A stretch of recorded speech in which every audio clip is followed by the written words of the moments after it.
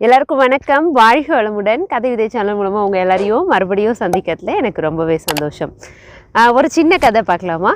ஒரு தையல்காரர் ஒரு கடை வச்சுருந்தார். வழக்கமாக துணிகளை வாங்கிறது, தைக்கிறது எல்லாமே அவருடைய வழக்கமான செயல் தான். அவருடைய கடைக்கு அவரோட சின்ன பையன் ஒரு நாள் வந்திருந்தான். வழக்கம் போல் அவர் புது துணியை எடுக்கிறதும் கத்திரியை பயன்படுத்தி அந்த துணிகளை வெட்டுறதும் தைக்கிற வேலையும் செஞ்சுக்கிட்டே இருந்தார். அந்த பையனும் ரொம்ப ஆர்வத்தோட அப்பா என்னெல்லாம் வேலை செய்கிறாரு அப்படின்னு சொல்லி உட்காந்து ரொம்ப கவனமாக கவனிச்சுக்கிட்டே இருந்தான். கொஞ்ச நேரம் அவங்க அப்பாவை பார்த்துக்கிட்டே இருந்த அவனுக்கு ஒரு சந்தேகம் வந்துருச்சு. உடனே அப்பா அப்பா அப்படின்னு கூப்பிட்டான். என்னப்பா அப்படின்னு அப்பா கேட்டார். இல்லை, இந்த கத்திரியோட விலை என்ன அப்படின்னு கேட்டான். அது ஒரு 350 ரூபாய் இல்லை 400 ரூபாய் இருக்கும்பா அப்படின்னு சொன்னார். இந்த ஊசி இருக்கே அதோட விலை என்ன அப்படின்னு கேட்டான்.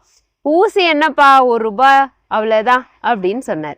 உடனே அவனுக்கு ஏன்பா 350 ரூபாய் 400 ரூபாய் விலை மதிப்பு இருக்கிற கத்திரியை துணியை வெட்டினதும் கீழே வச்சிடுறீங்க, ஆனால் 1 ரூபாய் இருக்கிற ஊசியை மட்டும் பத்திரமா உங்களோட சட்டை காலரில் குத்தி வச்சிருக்கீங்களே, விலையுயர்ந்த பொருளை தானே பத்திரமா வச்சுக்கணும், எதுக்கு ஊசியை போய் பத்திரமா எடுத்து வைக்கிறீங்க அப்படின்னு கேட்டான்.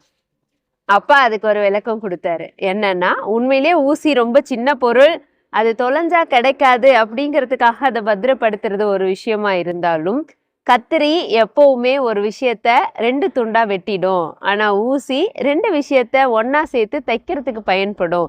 அப்போது விலை உயர்ந்த பொருளாக இருந்தாலும் விலை குறைவான பொருளாக இருந்தாலும் அதோட செயலை பொறுத்து தான் அதோட மதிப்பு இருக்கும் அப்படின்னு அந்த சின்ன பையனுக்கு அவங்க அப்பா விளக்கம் கொடுத்தாரு.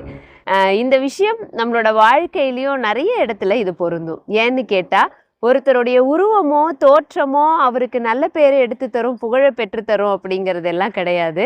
அவர் என்ன மாதிரியான செயல்களை செய்கிறாரு அப்படிங்கிறத பொறுத்து தான் அவருடைய மதிப்பு உயர்வானதா அல்லது தாழ்வானதா அப்படிங்கிறது நிர்ணயிக்கப்படும்.